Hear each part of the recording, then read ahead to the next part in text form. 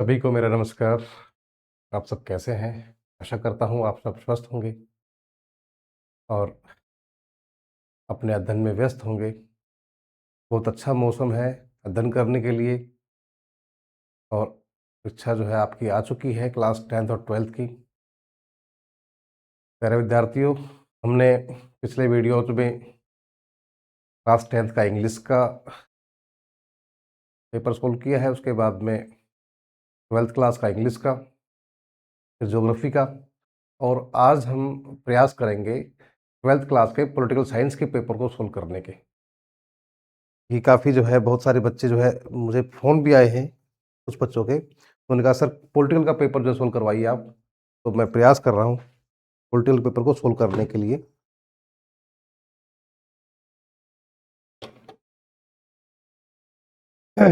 देखते हैं उच्च माध्यमिक परीक्षा 2026 model paper subject political science class 12th पूर्णांक जो है आपका वही 80 मार्क्स का रहेगा। 50 मार्क्स आपके सेशनल जाते हैं। समय अवधि आपकी 3 घंटे 15 मिनट 3.25 घंटे रहेंगे। निर्देश सभी पेपर्स के लिए समान है। आपको रोल नंबर अपने पेपर पर लिखना है। सारे क्वेश्चन पेपर आपको जो है आंसर शीट में ही सोल्व करने हैं। प्रश्नों के जो आंतरिक खंड है उनको एक साथ ही करना है, कंटिन्यू करना है। और भाषा अगर कोई थोड़ा विरोधाभास होता है तो हिंदी भाषा ही जो है इसमें मान्य होगी। हिंदी भाषा के प्रश्न ही जो है मान्य होंगे। क्रमांक अवश्य लिखना आपको। ठीक है, ये सारे जो निर्देश थे। अब हम शुरू करते हैं खंड ए, सेक्शन ए। मैं कोशिश करूंगा हिंदी और इंग्लिश मीडियम दोनों विद्यार्थियों को फायदा हो, तो मैं दोनों ही भाषा में जो है इसको सोल्व करने का प्रयास करूंगा।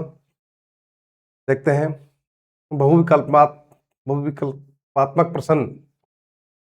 प्रश्न संख्या 1, शीत युद्ध की सबसे बड़ी प्रतीक बर्लिन की दीवार कब गिराई? देखिए, सबसे पहले तो हमें समझना है शीत युद्ध क्या है। शीत युद्ध क्या है? ऐसा युद्ध जिसमें क्या था, अमेरिका, एक तरफ अमेरिका था, दूसरी तरफ क्या था आपका रसिया था। इन दोनों महाशक्तियों में एक द्वितीय युद्ध के बाद में एक सामने आमने सामने युद्ध नहीं हुआ, बल्कि एक जो है कूटनीतिक जो है युद्ध जो है आपस में एक दूसरे को जो विचारों का युद्ध जो है ना, वो युद्ध जो है किया। दूसरे देशों को अपने पक्ष में करना, तोड़ना, वो सारी चीजें जो है की गई। तो ये 1969, 1989, 1961, 1991। तो ये आपका जो है 9 नवंबर आपका ये हो जाएगा 9 नवंबर 1989, यानी कि सेकेंड वर्ल्ड वार में जो है अमेरिका ने 39 से जो 45 के बीच में वर्ल्ड वार हुआ था, उसमें अपने आप को प्रूव कर दिया था कि जो है विश्व की महाशक्ति कौन है, यूएसए, अमेरिका है। लेकिन इस बात को जो है रसिया जो है स्वीकार नहीं कर रहा था, और उसने जो है कूटनीतिक जो है प्रयास किया कि अपने आप को महाशक्ति जो है साबित करने के लिए। तो ये उस तरह का जो था युद्ध था। When did the Berlin wall the biggest symbol of the cold war, जो कोल्ड वार की जो सबसे बड़ी जो सिंबल थी है, उसको कब ध्वस्त किया गया, कब गिराया गया? तो कब है? 9 नवंबर 1989। ठीक है, नेक्स्ट देते हैं, यूरोपियन संघ को नोबेल शांति पुरस्कार किस वर्ष दिया गया? ईयू, इसको क्या बोलते हैं? ईयू बोलते हैं, यूरोपियन यूनियन। ठीक है, in which year was the Nobel peace prize awarded the,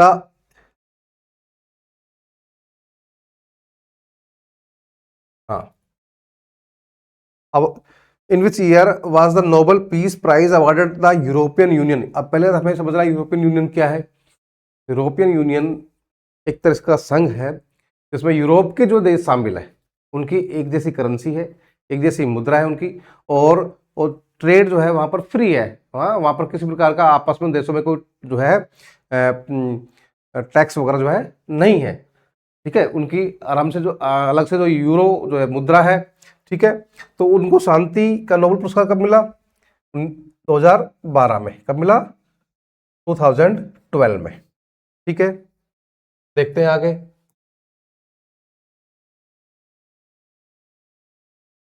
खुफिया एजेंसी इंटर सर्विसेज इंटेलिजेंस का संबंध किस देश से है? The intelligence agency inter services intelligence ISI, देखिए, is related to which country? जब हम न्यूज़पेपर पढ़ते हैं या जब भी कोई जो है इंडिया पर जो है अटैक होता है या अफगानिस्तान पर कोई अटैक, आतंकी हमला होता है, तो उसमें एक नाम निकल कर आता है ना? क्या नाम निकल कर आता है कि मोस्टली जो है सामने तो जो है आतंकवादियों का नाम आता है, लेकिन उसका जो सपोर्ट करने वाला कौन होता है? ISI का नाम आता है ना? तो क्या है, ये पाकिस्तान से संबंधित है। किससे है? पाकिस्तान से। ठीक है। 11 सितंबर 2001 को अमेरिका में हुए आतंकी हमले किस संगठन द्वारा किए गए? Which organization carried out the terrorist attacks in America on September 11, 2011? कौन है? देखते हैं।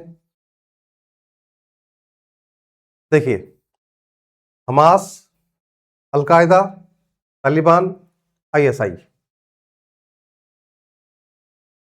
देखिए, ISI तो जो है इनका संगठन है पाकिस्तान का। ठीक है।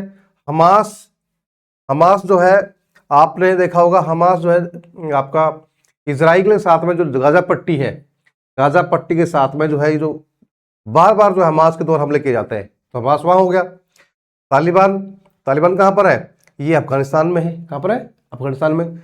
और ISI जो है उनका जो है एक संगठन है, को क्या नाम है, एजेंसी है किसकी? पाकिस्तान की। तो क्या बच गया? अलकायदा बच गया। क्या बच गया? अलकायदा है। तो इसमें क्या आ जाएगा? अलकायदा। यानी उन्होंने क्या किया था, इन्होंने जो 11 सितंबर 2001 को अमेरिका में जो है, जो बड़े बड़े जो है टावर्स थे वहां पे, है ना, और उन्होंने क्या किया, प्लेन वहां पर हाईजैक की इन्होंने, है ना, और उनको जो है चार जगह 4 प्लेन हाईजैक करके उनको उड़ा के और सीधा जो है वहां पर उन जो है बड़ी बड़ी जो है, वो वहां पे ऑफिसेस थे, बड़े बड़े टावर्स थे, वहां पर जो है उनको आतंकी हमले से जो है तबाह किया था। तो क्या आ जाएगा आपका? अलकायदा। ये जो है अरब कंट्रीज से संबंधित है, जो है इराक वगैरह के आसपास जो है ना, इनका ज्यादा प्रभाव था। आगे देखते हैं नेक्स्ट। बर्गर अथवा नीली जींस की लोकप्रियता का नजदीकी संबंध किस देश की जीवन शैली से है? देखिए, बर्गर क्या है, सभी को पता है। तो हमारे जो है देश में भी जो है इसका ट्रेंड काफी हो गया है। हमारे जो है बड़े बुजुर्ग जो है इस फास्ट फूड को नहीं जानते थे, लेकिन आज के बच्चों से पूछा जाए तो वो सब जो है बच्चे जानते हैं बर्गर क्या होता है। नीली जीन्स, हमारा जो पहनावा क्या था पहले, धोती कुर्ता है या पजामा है या शर्ट प्लेन, है ना, या हमारे जो है लोकल क्षेत्रीय जो है बहुत सारे जो है हमारे पहनावे पहनावे हैं। लेकिन बर्गर और नीली जीन्स की लोकप्रियता का नजदीकी संबंध किस देश की जीवन शैली से है? किस देश की जीवन शैली से? वहां पर जो है बहुत आम है, बहुत कॉमन है कि खाने में तो क्या है, बर्गर जो है उनको लोगों को चाहिए, और पहनने के लिए जो है वो कंफर्ट मानते हैं कि जो नीली जीन्स जो है बहुत अच्छी होती है, ठीक होती है। द पॉपुलरिटी ऑफ बर्गर्स और blue jeans is closely related to the lifestyle of which country? तो क्या हो जाएगा? संयुक्त राज्य अमेरिका। कौन सा हो जाएगा? अमेरिका। अमेरिका के लोग जो है वहां पर जो ठंडा प्रदेश है, ठीक है, ठंडे प्रदेश में जो है जींस मोटा कपड़ा होता है, तो वहां पर जो है उनके लिए सुटेबल होता है ना। लेकिन वहां की संस्कृति को, वहां के पहनाव को जो है लोग इंडिया में जो है काफी जो है फॉलो कर रहे हैं। और बर्गर भी जो है हमारे मार्केट में जो है खूब जो है नए बच्चे जो होते हैं वो खूब खा रहे हैं उसको, उनको जो है उनका खान पान को फॉलो कर रहे हैं। ठीक है। देखिए, भारत में वैश्वीकरण के प्रतिरोध में किसकी भूमिका रही है? वैश्वीकरण क्या है, पता पहले हमें ये पता लगाना है। वैश्वीकरण क्या है? Who has played a role in the resistance to globalisation in India? Globalisation क्या होता है? सबसे पहले हमें समझना कि वैश्वीकरण क्या है, ग्लोबलाइजेशन क्या है। Globalisation is a process through which the market of India was open for the foreign investors, यानी कि विदेशी जो इन्वेस्टर्स थे, जो बड़ी बड़ी कंपनियां स्थापित करना चाहते थे, अपना पैसा यहाँ लगाना चाहते, उनके लिए जो मार्केट जो है खोल दिया था, उसको बोलते हैं ग्लोबलाइजेशन। और क्या बोलते हैं? वैश्वीकरण। क्या बोलते हैं? वैश्वीकरण या फिर ग्लोबलाइजेशन। और ये जो है 90 के आसपास, 1990 के आसपास जो है हमारे यहाँ पर जो डिसीजन लिया गया कि जो है इंडियन जो मार्केट्स है, इंडियन जो है यहाँ का जो पूरा मार्केट है वो किसके लिए खोल दिया जाएगा? वो खोल दिया जाएगा किसके लिए? विदेशी कंपनियों के लिए, कि वो कंपनी यहाँ पर आएगी, इन्वेस्ट करेगी, यहाँ पर जो है पैसे लगाएगी, अपने उद्योग धंधे लगाएगी, उससे यहाँ के लोगों को रोजगार मिलेगा और वहाँ की करेंसी जो है यहाँ पर इंडिया में आएगी, है ना। तो ये तो इसका विरोध किसने किया? इसका विरोध जो है इंडियन सोशल फोरम, लेफ्टिस्ट, पहले हिंदी में देख लेते हैं, इंडियन सोशल फोरम, वामपंथी, औद्योगिक श्रमिक, उपयुक्त सभी। इसमें जो सभी का योगदान था, इंडियन सोशल फोरम, वामपंथी, औद्योगिक श्रमिक, सबने अलग अलग अपनी बात रखी और जो है इसका जो है विरोध किया। क्यों किया? वामपंथी कह रहे थे कि भाई हमारी जो संस्कृति है उसको जो है विदेशी लोग प्रभावित करेंगे, हैं, हमारी जीवन शैली है, हमारा जो है संस्कृति है, हमारे जो है पहनावा है, खान पान है। इंडियन सोशल फोरम, उनका भी यही तर्क था। और औद्योगिक श्रमिक थे, उनको ही लग रहा था कि जो है हमें हमारे जो है रोजगार है, हमारे जो हस्तशिल्प हमारी है वो मशीनों के सामने नहीं टिक पाएगी। ठीक है, देखते हैं आगे नेक्स्ट। हाँ, तो क्या हो जाएगा इसमें? Indian social forum, leftist, industrial workers और ऑल ऑफ द अबव, सारे ना सभी आ जाएंगे इसमें, आएंगे सभी इसमें। ठीक है, देखिए 1948 में सार्वभौम वयस्क मताधिकार के सिद्धांत के आधार पर भारत का वह पहला भाग कौन सा है जहां पर चुनाव करवाई गई? सबसे पहले तुम्हें ये देखना है कि सार्वभौम वयस्क मताधिकार क्या होता है। सार्वभौम यानी कि सभी के लिए, सार्वभौम यानी क्या होता है? फॉर ऑल, सभी के लिए, है ना। किसके लिए? फॉर ऑल, है ना। और उसमें एक एज जो है क्राइटेरिया रखा जाता है। जैसे हमारे यहाँ पर जो है 21 साल जो है, 18 साल, हमारे यहाँ पर जो है 18 साल, पहले 21 थी, और जो 18 साल का जो भी व्यक्ति, चाहे वो पुरुष है महिला है, तो 18 साल जिसकी हो जाती है वो जो है उसको वयस्क माना जाता है और उसको वोट डालने का अधिकार है। लेकिन उस समय क्या थी? उस समय एज थी कितनी? 21 साल, है ना। 48 में जो है वहाँ के जो राजा थे, कहा तो पहले देख लेते कौन सा ऑप्शन है। त्रिपुरा, गुजरात, मणिपुर और उड़ीसा। तो which was the first part of India where elections were held in 1948 on the basis of the principle of universal adult franchise, है किसके आधार पर? कि सार्वभौम वयस्क मताधिकार। फ्रेंचाइज क्या होता है? मताधिकार। तो ये जो मणिपुर राज्य था, वहां पर जो है वहां के जो राजा थे, महाराजा थे, उन्होंने जो है ये डिसीजन लिया और पहली बार जो है 48 में जो वहां पर जो है क्या हुए, वहां पर जो है वयस्क मताधिकार का जो है लोगों को जो है वोट डालने का अधिकार मिला।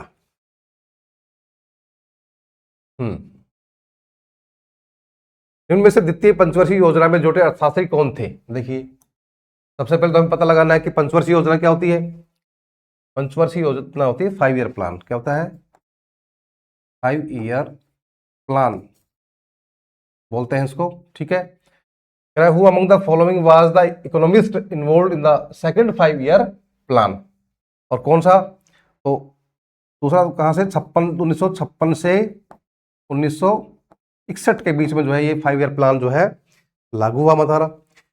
इसमें क्या होता है कि पूरा एक 5 साल का जो है हमारा जो है पंचवर्षीय पहले चलती थी योजना, उसमें 5 वर्ष का पूरा प्लान होता था कि 5 वर्ष में हमें जो है सरकार को जो है क्या करना है, कौन से क्षेत्रों को जो है बढ़ावा देना है, कहाँ इन्वेस्ट करना है, कौन से क्षेत्रों में पूंजी लगानी है ना। तो वो पूरा प्लान जो है पूरा खाका तैयार करते थे कि इस तरह से जो हमें विकास करना है। तो इसमें जो है जो मुख्य अर्थशास्त्री थे, मुख्य जो इकोनॉमिस्ट थे, उनका नाम क्या है?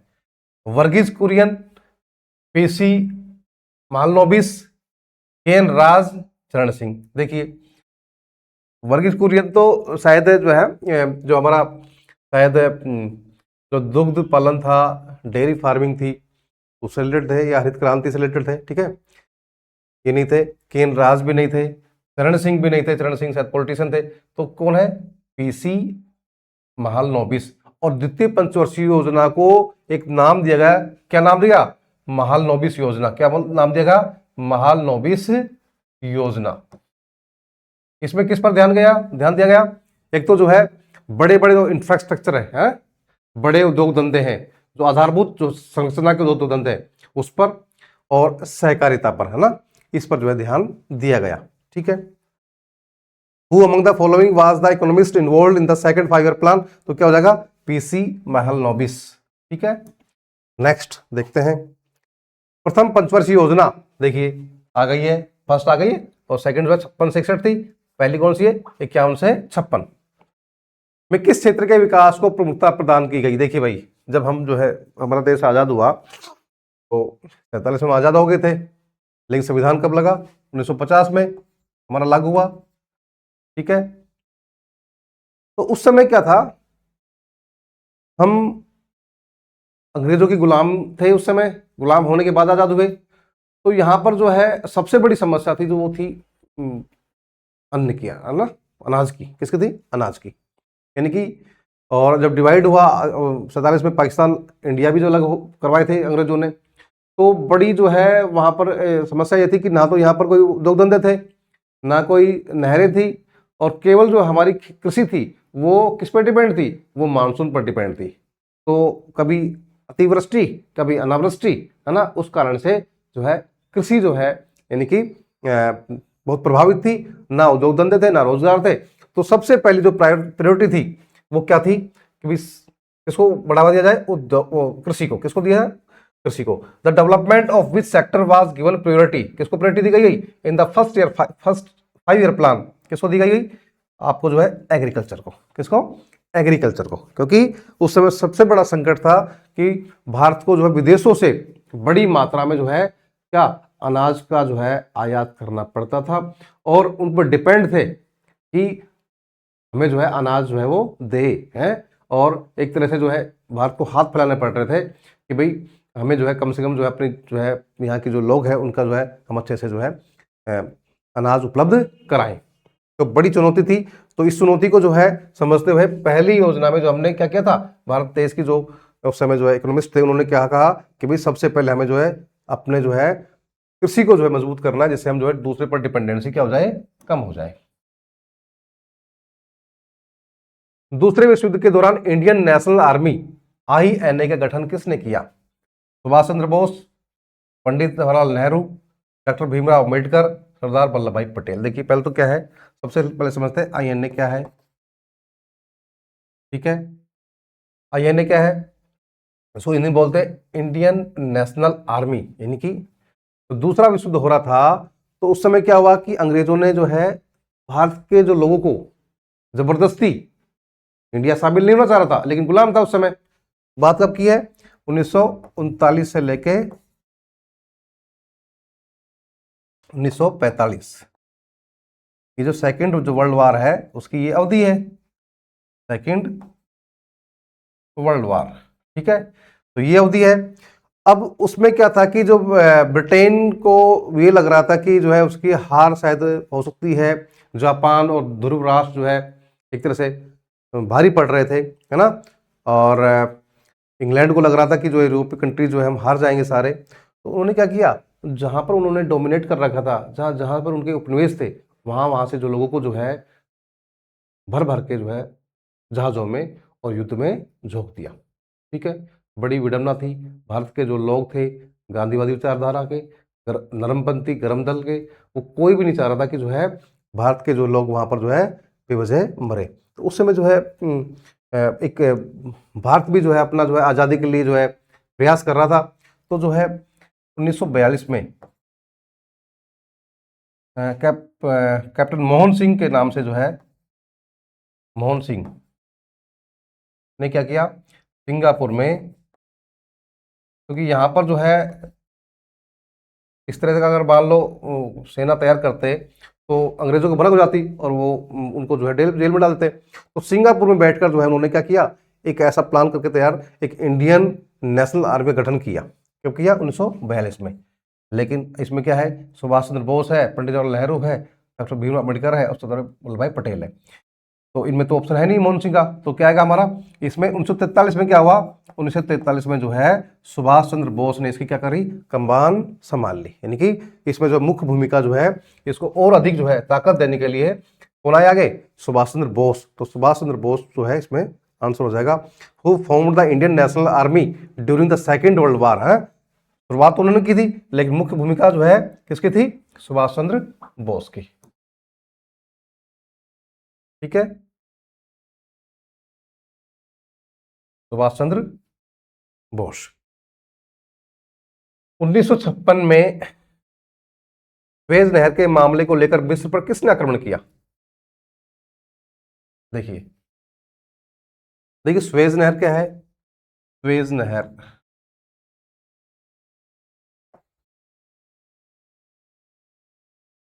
सुएज नहर एक ऐसा जो मार्ग है जो दो महाद्वीपों को जोड़ रहा है। किसको जोड़ रहा है? दो महाद्वीपों को।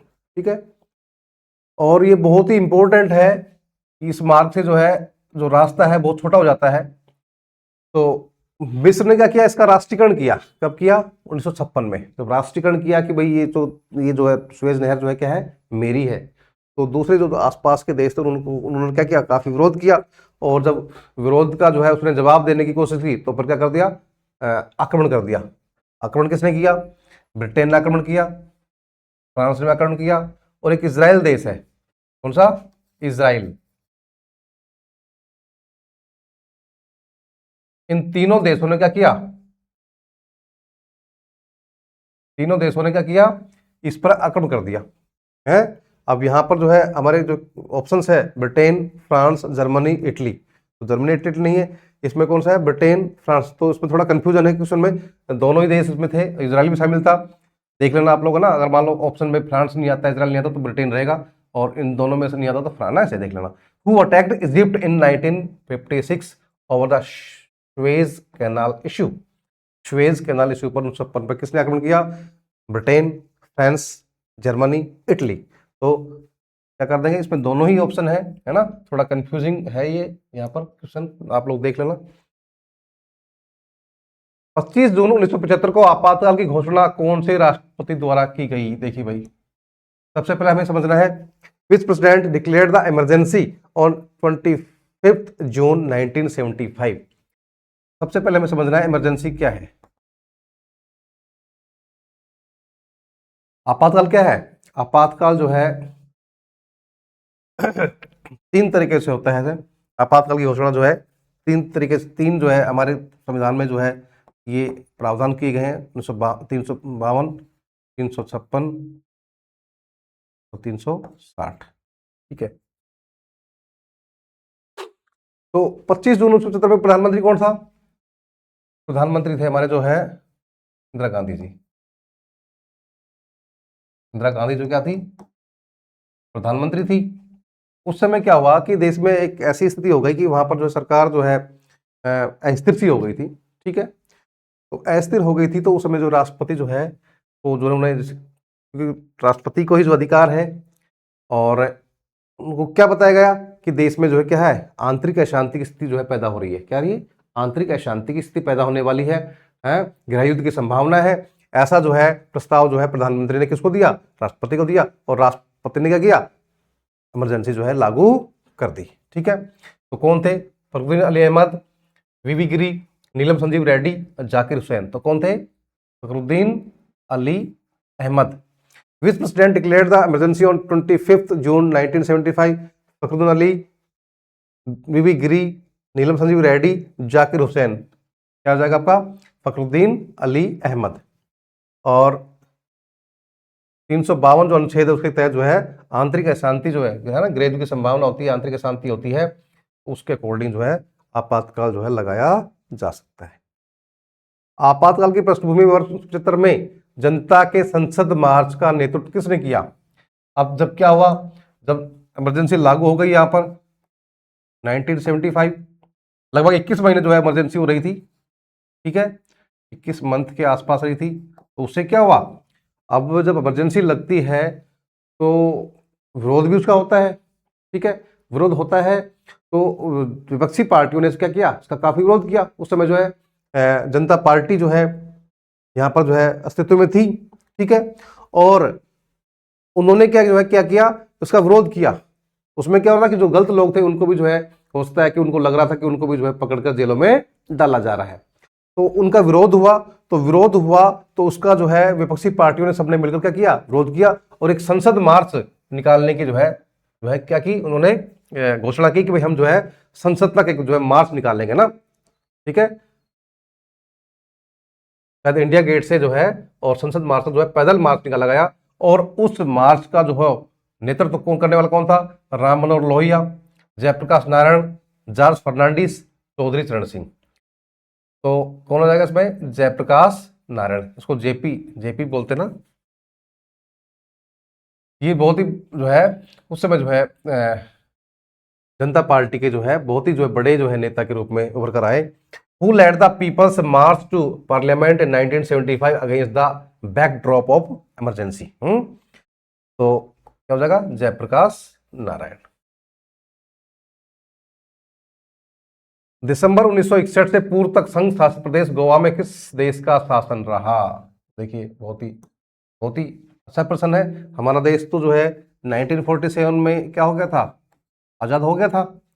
लेकिन कुछ हमारे ऐसे हिस्से थे जहां पर विदेशी शासकों का शासन बाद तक रहा, और शायद जो है गोवा उसमें जो है सबसे अंतिम जो है, शायद जहां तक मेरी जानकारी है, शायद अंतिम जो है जो क्षेत्र था हमारा जहां पर विदेशी जो है उपनिवेश के रूप में जो है वहां पर जो है विदेशी जो है सरकार का शासन था, है ना। Which country ruled the union territory? अब जो है यूटी के रूप में जो है ना गोवा यूटी है। Which country ruled the union territory Goa before दिसंबर 1961? कह रहा दिसंबर 1961 तक, है ना, ठीक है, तक किसका शासन रहा? शायद 19 दिसंबर को जो है शायद इसका जो है 19 दिसंबर को जो है ये आजाद हो गए थे। तो कौन था, किसका देश शासन था? फ्रांस, स्पेन, पुर्तगाल और ब्रिटेन। तो कौन थे? पुर्तगाली। और लगभग जो है 1510 के आसपास जो है इन्होंने जो है इस पर जो है क्या कर लिया था?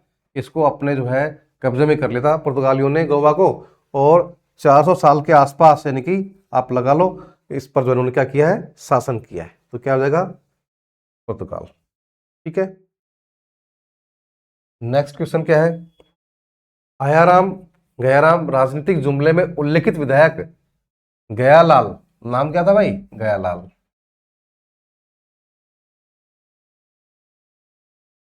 क्या नाम है? Gayalal.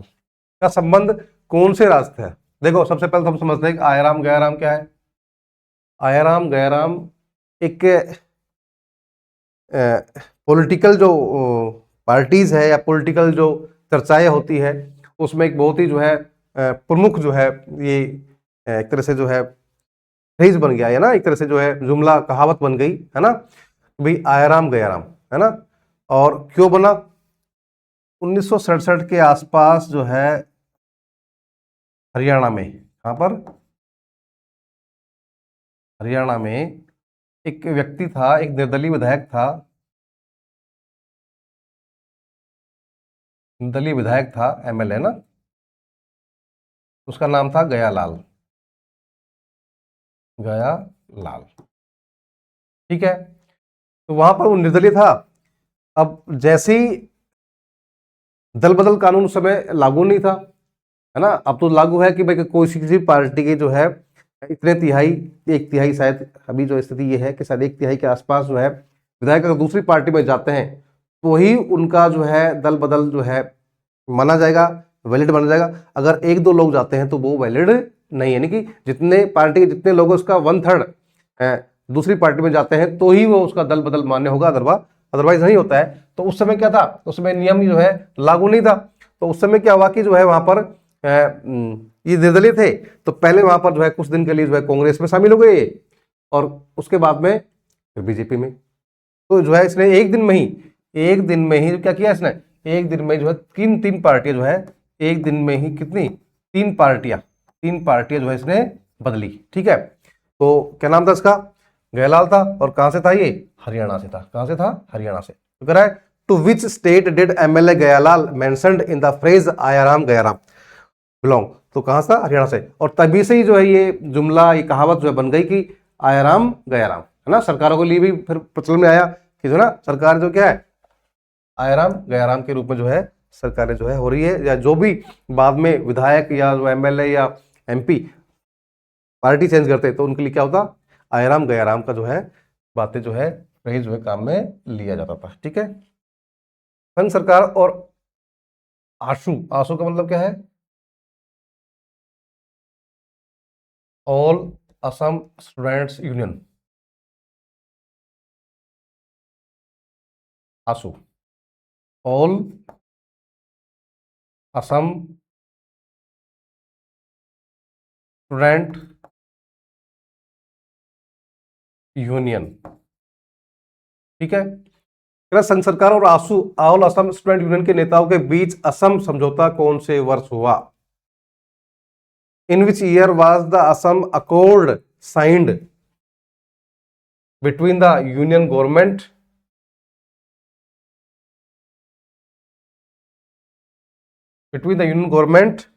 and the leaders of ASU, All Assam Students Union?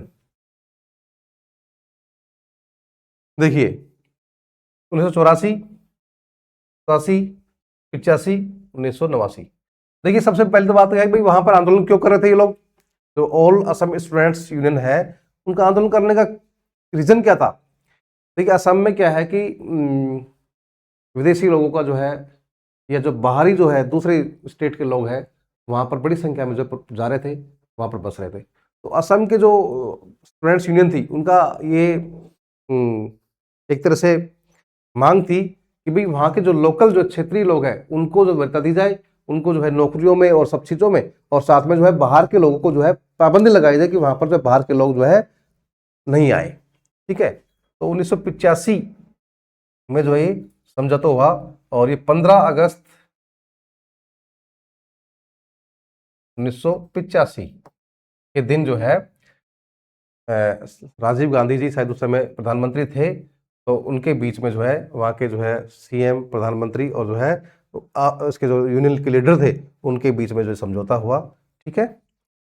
के बाद में देखते हैं हम नेक्स्ट क्वेश्चन। मार्च 1998 में भाजपा नीत राजग गठबंधन की सरकार का नेतृत्व किसने किया? देखिए 1998 में जो है हमारे देश में जो है भाजपा नीत राजग, क्या थी भाई? राजग यानी कि राष्ट्रीय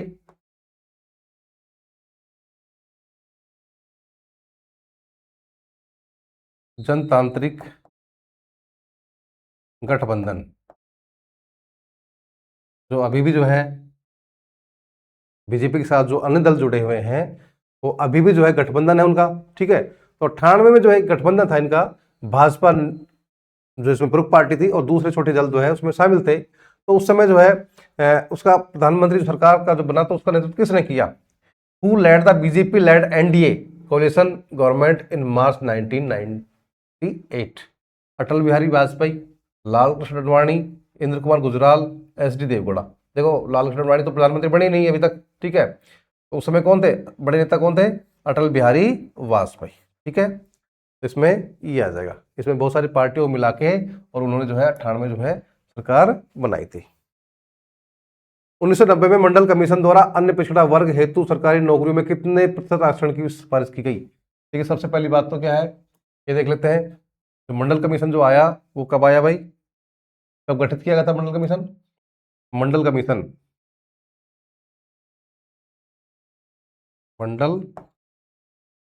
कमीशन जो है 1990 में जो है इसका गठन किया गया था, ठीक है। और इसमें किसकी बात की गई? आरक्षण की। सरकारी नौकरियों में किसकी बात की गई? इसमें आरक्षण की, ठीक है। कि भी सरकारी नौकरियों में और किसको? अन्य पिछड़ा वर्ग, क्योंकि अन्य पिछड़ा वर्ग का जो है एक बड़ी संख्या जो है हमारे देश में जो है लोग रहते हैं, तो उनको उसी आधार पर जो है उनकी संख्या के आधार पर क्या मिलना चाहिए? सरकारी नौकरियों में आरक्षण मिलना चाहिए। ये काफी लंबे समय से मांग जो है चल रही थी और उस मांग को पूरा करते हुए 1990 में जो मंडल कमीशन बना उसमें जो है प्रस्ताव दिया गया कि 27%, कितना? 27% जो है आरक्षण जो है अदर बैकवर्ड क्लासेस को जो है मिलना चाहिए। What percentage of reservation in government jobs for other backward classes was recommended by the Mandal commission? Mandal commission में जो है रिकमेंड किया कि 1990 में जो था कि 27% जो है आरक्षण जो है इन जो है अदर बैकवर्ड क्लासेस को मिलना चाहिए। स्टूडेंट्स हमने जो है प्रयास किया है पॉलिटिकल साइंस क्लास 12th के जो है पेपर को सोल्व करने का। मुझे उम्मीद है जो स्टूडेंट्स वीडियो देख रहे हैं और जो जिनके पास पॉलिटिकल साइंस सब्जेक्ट्स है उनको ये सोल्यूशन अच्छा लगेगा। साथ में मेरा निवेदन रहेगा जो आपके साथी है ना, एक कंपटीशन तो आप में है ही, आपस में कंपटीशन रहता है कि मैं अच्छे मार्क्स लाऊं, लेकिन जो आपके जो रिश्तेदार है, साथी है, उनको भी जो है आप जो है बताएं, जिससे उनको भी जो है थोड़ा बहुत फायदा होगा, है ना। ऐसा नहीं है कि भाई नॉलेज है उसको बांटना नहीं है, नॉलेज को बांटना भी है। अगर हम नॉलेज को बांटेंगे, दूसरों को परोपकार करेंगे, तो हमारे पास भी जो है उनकी मदद जो है हम तक पहुंचेगी, है ना। तो मैं प्रिया चाहूंगा कि ये जो है वीडियो अगर आपके साथी जो है, आपके टीचर से भी रिक्वेस्ट करूंगा जो आपके स्टूडेंट्स हैं, उन तक पहुंचाएं, जिससे कि उनका भला हो सके। धन्यवाद।